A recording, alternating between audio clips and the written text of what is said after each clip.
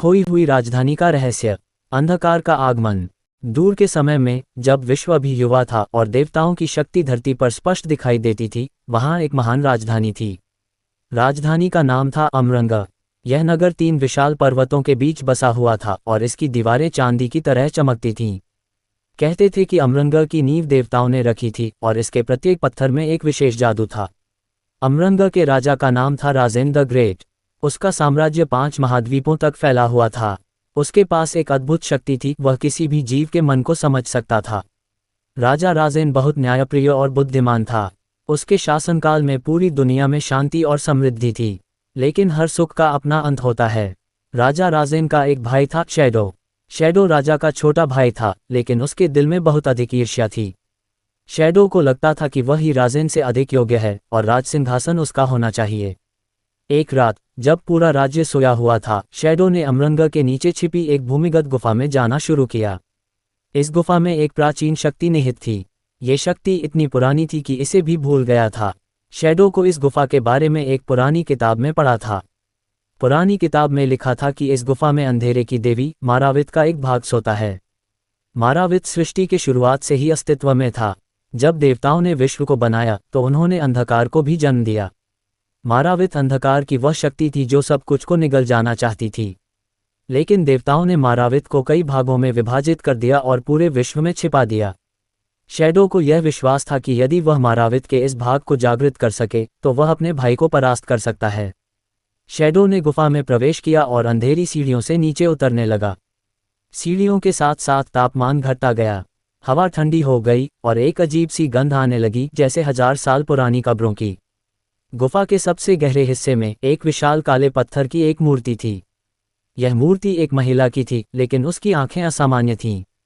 वे आंखें किसी black hole जैसी थीं, अनंत और भयानक। शैडो ने अपने जादुई मंत्र का उच्चारण किया और मूर्ति को छुआ। जैसे ही शैडो ने मूर्ति को छुआ, वह पूरी गुफा कांपने लगी। दीवारों से काली ऊर्जा निकलने लगी। शैडो के शरीर में काली शक्ति प्रवेश करने लगी। उसकी आंखें पूरी तरह काली हो गईं और उसके शरीर से काले धुएं उठने लगे। शैडो को अपार शक्ति मिल गई, लेकिन उसकी कीमत उसकी मानवता थी। जब शैडो वापस आया तो वह बिल्कुल बदल गया था। उसका पूरा शरीर काली ऊर्जा से आवृत था। वह अब एक राक्षस की तरह दिखता था। पहली बार शैडो को राजा राजेन को हराने के लिए आवश्यक शक्ति मिल गई थी। राजा राजेन को जब इसका पता चला तो उसे बहुत दुख हुआ। वह अपने भाई को बचाना चाहता था, लेकिन वह समझ गया कि अब शैडो को पूरी तरह अंधकार ने निगल लिया है। राजा राजेन के पास कोई रास्ता नहीं रह गया। उसे एक बड़ा संघर्ष करना पड़ा। राजेन और शैडो के बीच का युद्ध कई दिनों तक चला। ये युद्ध अमरंग के पूरे राज्य को तहस नहस कर गया। आकाश में बिजली गिरने लगी, पहाड़ों में दरारें पड़ गईं और हजारों लोग मारे गए। लेकिन राजा राजेन का प्रेम और शैडो की शक्ति के बीच एक संतुलन था। अंततः एक भयानक रात को राजा राजेन को अपने भाई को रोकने के लिए एक अंतिम निर्णय लेना पड़ा। उसने अपनी सभी शक्तियों को एकत्रित किया और एक शक्तिशाली मंत्र का उच्चारण किया। इस मंत्र के कारण एक विशाल प्रकाश का विस्फोट हुआ, जो शैडो को बिल्कुल भस्म कर गया। लेकिन यह विस्फोट इतना शक्तिशाली था कि इससे पूरी अमरंग नगरी धराशायी हो गई। नगर की दीवारें गिर गईं, घर ढह गए और नगर धीरे धीरे जमीन के नीचे समा गई। जैसे ही शैडो की मृत्यु हुई, उसके साथ मारावित की शक्ति भी उसके शरीर में ही रह गई और वह जमीन के अंदर गहराई में चली गई। राजा राजेन बच तो गया, लेकिन उसकी राजधानी खो गई।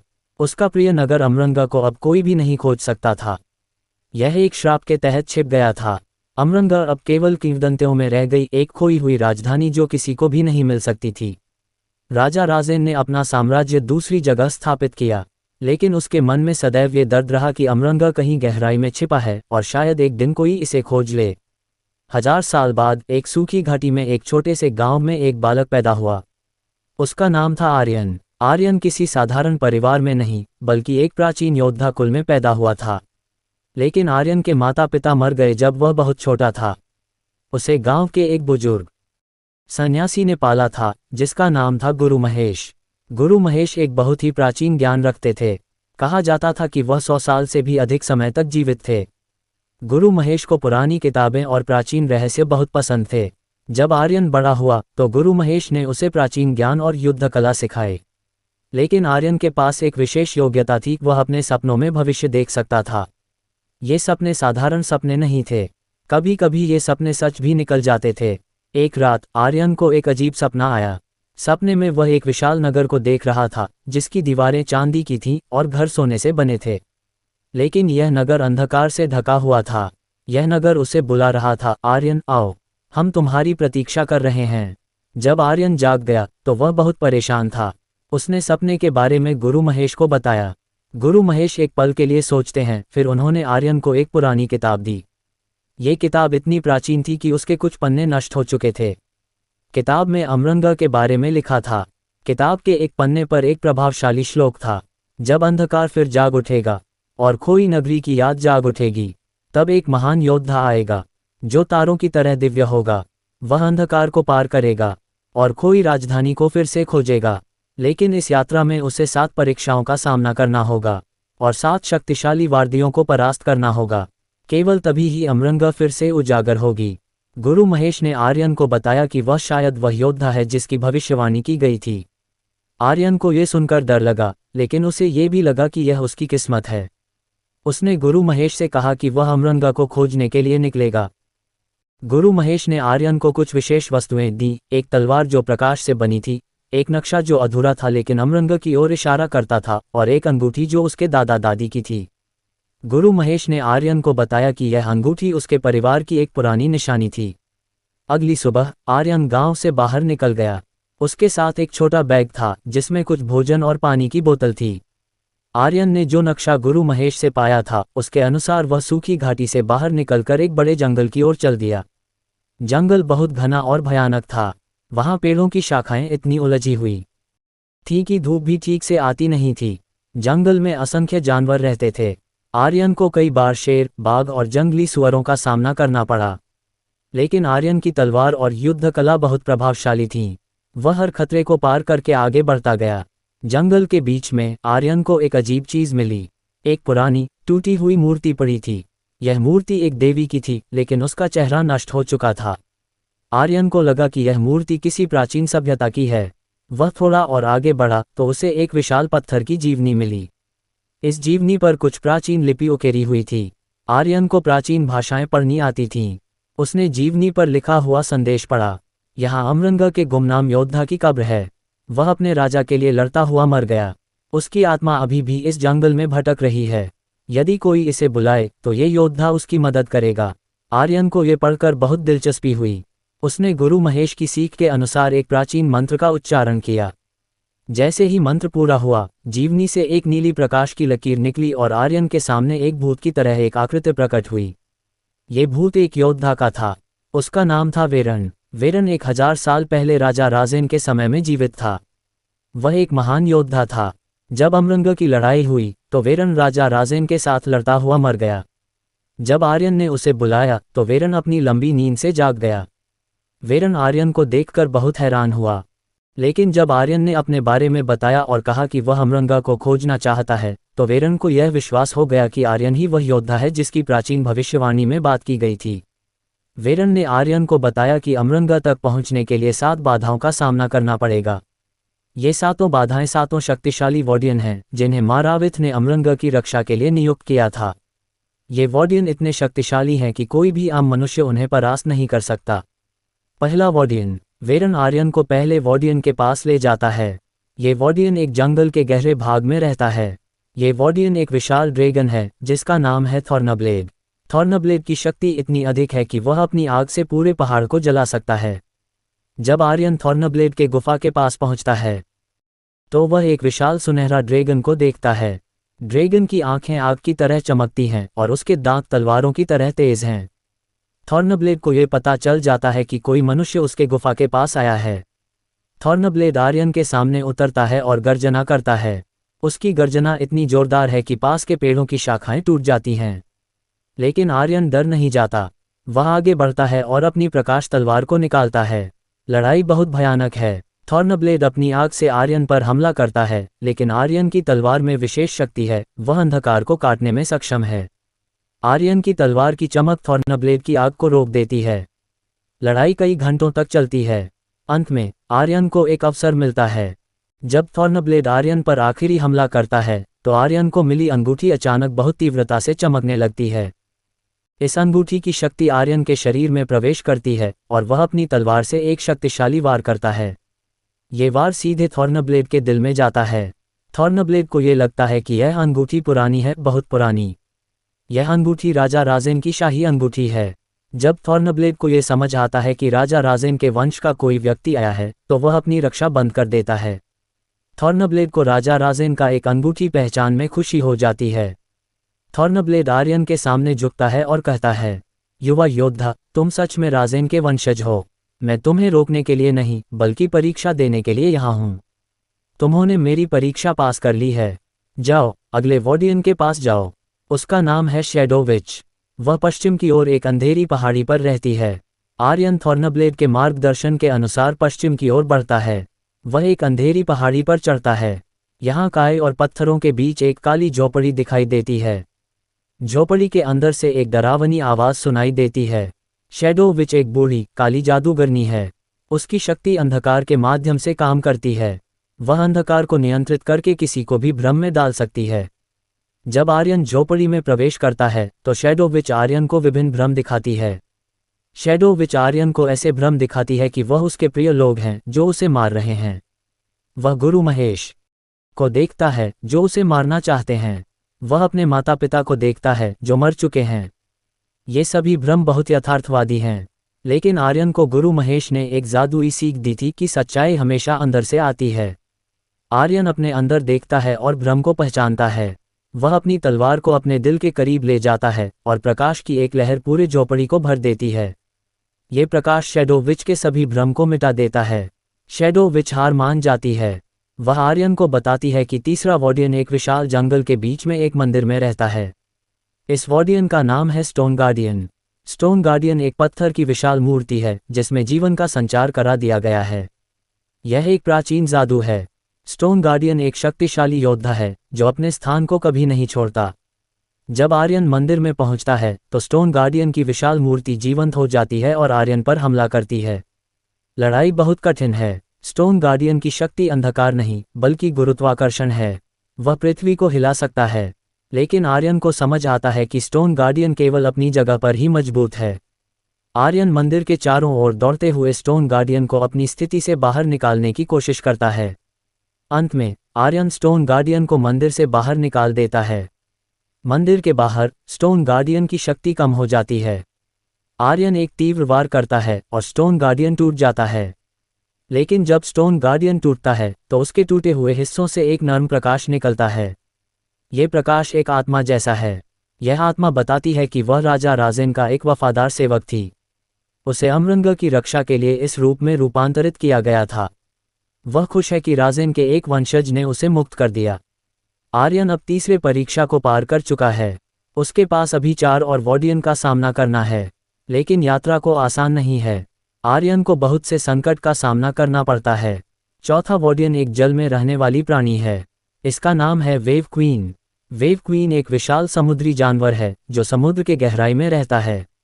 ये जानवर पानी को नियंत्रित कर सकता है। जब आर्यन एक बड़ी झील के पास पहुंचता है तो वेव क्वीन झील से बाहर आती है। लड़ाई पानी के अंदर होती है। आर्यन को पानी के अंदर लड़ने की कला सीखनी पड़ती है। वेव क्वीन की शक्ति पानी में अपरिमित है, लेकिन आर्यन की प्रकाश तलवार पानी को भी काट सकती है। युद्ध के अंत में आर्यन वेव क्वीन को परास्त कर देता है। पांचवां वॉर्डियन एक हवा में रहने वाला प्राणी है। इसका नाम है विंड सेंटिनल। यह एक विशाल पक्षी है जो बादलों से ऊपर रहता है। विंड सेंटिनल हवा को नियंत्रित कर सकता है और तूफान ला सकता है। जब आर्यन एक विशाल पहाड़ी पर चढ़ता है तो विंड सेंटिनल आसमान से नीचे आता है। लड़ाई बहुत रोमांचक है। आर्यन को तूफान के बीच लड़ना पड़ता है। हवा बहुत तेज है और आर्यन को अपने संतुलन को बनाए रखना कठिन हो जाता है, लेकिन आर्यन की दृढ़ संकल्प और साहस उसे जीत दिलाते हैं। आर्यन को अब केवल 2 और वॉर्डियन का सामना करना है, लेकिन ये दोनों वॉर्डियन सबसे शक्तिशाली हैं। छठा वॉर्डियन एक आग का देव है। इसका नाम है फायर लॉर्ड। फायर लॉर्ड मारावित की सबसे शक्तिशाली शक्तियों में से एक है। जब आर्यन एक ज्वालामुखी की ओर जाता है तो फायर लॉर्ड उसके सामने प्रकट होता है। फायर लॉर्ड एक विशाल आग की मूर्ति है।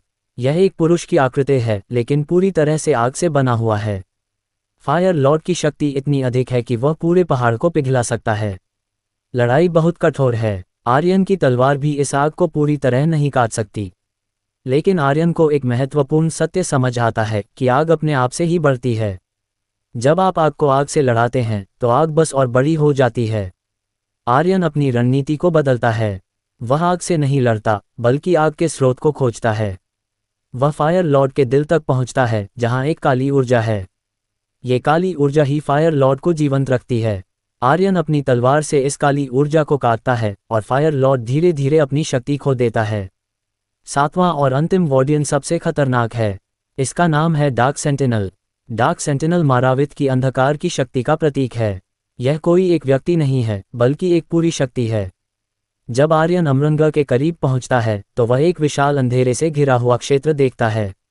यह अंधेरा इतना गहरा है कि कोई भी इसमें अपने हाथ को नहीं देख सकता। यह अंधेरा अमरंगा को चारों ओर से घेरे हुए है। आर्यन को ये समझ आता है कि डार्क सेंटिनल सिर्फ एक वार्डियन नहीं है बल्कि यह अंधेरा ही डार्क सेंटिनल है। पूरा अंधेरा एक जीवंत प्राणी है। यह मारावित की शक्ति का एक हिस्सा है। लड़ाई एक नए स्तर पर शुरू होती है। आर्यन अंधेरे के साथ लड़ता है लेकिन अंधेरे को कोई तलवार नहीं मार सकता। आर्यन को एक नई समझ आती है कि अंधेरे को केवल प्रकाश से ही मारा जा सकता है। आर्यन अपनी अंगूठी को देखता है। यह अंगूठी राजा राजेन की है और राजा राजेन की शक्ति प्रकाश की शक्ति है। आर्यन अपने अंदर को देखता है और अपने हृदय की सारी शक्ति को अंगूठी में केंद्रित करता है। अंगूठी से एक विशाल प्रकाश निकलता है। ये प्रकाश इतना तीव्र है कि पूरे अंधेरे को भेद देता है। अंधेरा चिल्लाता हुआ पीछे हटने लगता है। अंधेरे की गिरफ्त कमजोर हो जाती है। लेकिन तभी अंधेरे के अंदर से एक विशाल आकृति बाहर आती है। ये शैडो है, राजा राजेन का भाई। शैडो मर नहीं गया था। मारावित की शक्ति ने उसे 1000 साल तक अमरंगा के अंधेरे में संरक्षित रखा था। शैडो अब एक भयानक राक्षस की तरह दिखता है। उसका शरीर अंधेरे से बना हुआ है। उसकी आंखें काली हैं और उसके चारों ओर काली ऊर्जा घूम रही है। शैडो आर्यन को देखकर हंसता है। शैडो कहता है, आर्यन, तुम राजेन के वंशज हो। खैर, यह मेरे लिए और भी बेहतर है। मैं तुम्हारे परिवार को समाप्त करूंगा। यह मेरा प्रतिशोध है। लड़ाई शुरू होती है। ये लड़ाई सभी पिछली लड़ाइयों से कहीं ज्यादा कठोर है। शैडो बहुत शक्तिशाली है और आर्यन को कई बार लगता है कि वह हार जाएगा। लेकिन आर्यन के अंदर एक शक्ति है, वह शक्ति प्रेम की है। राजा राजेन की अंगूठी इस प्रेम की शक्ति को बढ़ाती है। अंत में लड़ाई का एक महत्वपूर्ण क्षण आता है। शैडो आर्यन पर एक आखिरी और सबसे शक्तिशाली हमला करता है। लेकिन आर्यन अपनी सभी शक्तियों को एकत्रित करता है। वह अपनी तलवार को ऊपर उठाता है और आकाश से एक विशाल प्रकाश की किरण नीचे आती है। ये प्रकाश की किरण शैडो के दिल को भेद जाती है। शैडो एक भयानक चिल्लाहट के साथ टुकड़े टुकड़े हो जाता है। उसका शरीर अंधेरे में विलीन हो जाता है। 1000 साल की अंधेरी शक्ति अंत में समाप्त हो जाती है। जैसे ही शैडो परास्त हो जाता है, अंधेरा हट जाता है। आसमान से प्रकाश की एक लहर बाहर आती है और तभी आर्यन के पैरों के नीचे की जमीन हिलने लगती है। जमीन के अंदर से विशाल पत्थर की दीवारें बाहर आती हैं। चांदी की दीवारें, सोने के घर और संगमरमर की सड़कें धीरे धीरे ऊपर उठने लगती हैं। अमरंगा 1000 साल की नींद के बाद जाग रही है। जब अंधेरा पूरी तरह साफ हो जाता है तो आर्यन को अमरंगा की पूरी भव्यता दिखाई देती है। नगर की दीवारें इतनी ऊंची हैं कि वे बादलों को छूती हैं। घर इतने सुंदर हैं कि वे स्वर्ग की तरह दिखते हैं। नगर के बीच में एक विशाल महल है जो सोने और हीरों से बना है। आर्यन नगर के अंदर प्रवेश करता है। नगर खाली है लेकिन आर्यन को महसूस होता है कि यहाँ जीवन का आभास है। वह महल की ओर जाता है। महल के अंदर आर्यन को तख्त का कक्ष मिलता है। यहाँ एक विशाल सिंहासन है। सिंहासन पर एक प्रेत बैठा है। ये प्रेत राजा राजेन का है। राजा राजेन अमरंगा के साथ अपनी नींद में सोया हुआ था। राजा राजेन की आत्मा आर्यन को देखकर जाग जाती है। वह आर्यन को पहचानता है। राजा राजेन कहता है, आर्यन, तुम आखिरकार आ गए। मैंने 1000 साल तक तुम्हारी प्रतीक्षा की। तुमने अंधेरे को दूर कर दिया है। तुमने अमरंगा को बचा लिया है। अब अमरंगा फिर से जीवित हो सकता है। राजा राजेन आर्यन को बताता है कि अमरंगा की पुनरुद्धार के लिए, नगर को फिर से जीवंत करने के लिए एक नए राजा की जरूरत है। राजा राजेन अपना आशीर्वाद आर्यन को देता है और कहता है कि आर्यन ही अमरंगा का नया राजा हो। आर्यन को एक पल के लिए डर लगता है, लेकिन वह समझ जाता है कि यह उसकी किस्मत है। वह अपनी तलवार को रख देता है और सिंहासन पर बैठ जाता है। जैसे ही वह सिंहासन पर बैठता है, पूरी अमरंगा एक नीले प्रकाश से भर जाती है। आर्यन को एक नई शक्ति महसूस होती है। राजा राजेन की शक्ति उसके अंदर प्रवेश करती है। आर्यन अब अमरंगा का राजा है। अगले दिन आर्यन के आदेश पर अमरंगा के सभी खंडहर को नई तकनीकों से मरम्मत किया जाता है। नगर के सभी निवासियों को लाया जाता है। पहले तो नगर में कोई नहीं रहता था, लेकिन धीरे धीरे लोग यहाँ आने लगते हैं। वेरन, जो आर्यन की यात्रा के दौरान उसका साथी रहा था, अब अमरंगा का मुख्य सेनापति बन जाता है। थॉर्नब्लेड, वेव क्वीन, विंड सेंटिनल सभी वार्डियन अब आर्यन की सेवा करते हैं। वे अमरंगा की रक्षा करते हैं। गुरु महेश को भी अमरंगा में लाया जाता है। गुरु महेश को आर्यन के गुरु के रूप में सम्मानित किया जाता है। वह अमरंगा के पुस्तकालय में रहते हैं और युवा पीढ़ी को प्राचीन ज्ञान सिखाते हैं। महीनों के बाद अमरंगा पूरी तरह से बहाल हो जाती है। नगर अब पहले जैसी ही भव्यता से चमकने लगती है। लोग आसपास के राज्यों से यहाँ आने लगते हैं। अमरंगा फिर से एक समृद्ध और शांतिपूर्ण नगर बन जाती है। राजा आर्यन एक न्यायप्रिय और बुद्धिमान शासक साबित होता है। वह अपने पूर्ववर्ती राजा राजेन की परंपरा को जारी रखता है, लेकिन आर्यन अपने तरीके से भी अमरंगा को आगे बढ़ाता है। आर्यन के शासनकाल में अमरंगा में एक महान सांस्कृतिक और बौद्धिक विकास होता है। नगर में विज्ञान, कला और साहित्य को बढ़ावा दिया जाता है। राजा आर्यन आसपास के राज्यों के साथ व्यापार और राजनीतिक संबंध स्थापित करता है। पहली बार अमरंगा खुली दुनिया के साथ जुड़ाव रखती है। अब यह एक एकांत, रहस्यपूर्ण नगर नहीं है, बल्कि एक जीवंत और गतिशील राजधानी है। साल गुजरते हैं। आर्यन और अमरंगा दोनों ही समय के साथ विकसित होते हैं। राजा आर्यन के पास एक पुत्र होता है जिसका नाम है विक्रम। विक्रम को भी राजकुमार के रूप में प्रशिक्षित किया जाता है, लेकिन आर्यन को एक बार फिर से एक सपना आता है। इस सपने में वह देखता है कि अमरंगा के पास अभी भी अंधेरे की कुछ शक्ति बची है। ये शक्ति मारावित के एक अन्य भाग से है जो अभी भी जगत में कहीं छिपा है। लेकिन आर्यन को इसका डर नहीं है। वह जानता है कि जब तक अमरंगा में प्रकाश है तब तक अंधेरा कभी पूरी तरह नहीं जीत सकता, और जब तक अमरंगा के लोग एकजुट हैं तब तक कोई भी शक्ति उन्हें हराने में सक्षम नहीं हो सकती। राजा आर्यन अपने पुत्र विक्रम को बुलाता है और उसे ये सब बताता है। विक्रम को कहता है, विक्रम मेरा बेटा, अंधेरा कभी पूरी तरह नहीं मरता, लेकिन वह हमेशा प्रकाश से डरता है। तुम्हारे समय में भी अंधेरे की चुनौतियां आएंगी, लेकिन तुम्हें हमेशा याद रखना है कि प्रकाश अंधकार को दूर करने में सक्षम है। जब तक हमारे दिलों में प्रेम और सच्चाई है तब तक हम कभी हारेंगे नहीं। ये कहानी यहाँ समाप्त होती है, लेकिन आर्यन, अमरंगा और लोगों की कहानी अभी भी जारी है।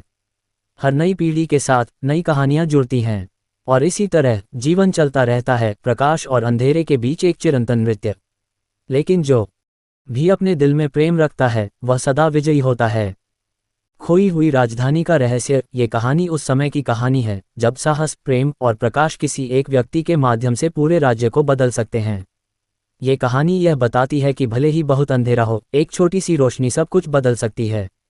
वर्षों बाद जब राजा आर्यन बुजुर्ग हो गए तो एक विदेशी यात्री अमरंगा आया। ये यात्री दूर के देशों से आया था। जब उसने अमरंगा की भव्यता को देखा तो वह मंत्रमुग्ध हो गया। यात्री ने राजा आर्यन से पूछा, राजन, ये कौन सा अद्भुत नगर है?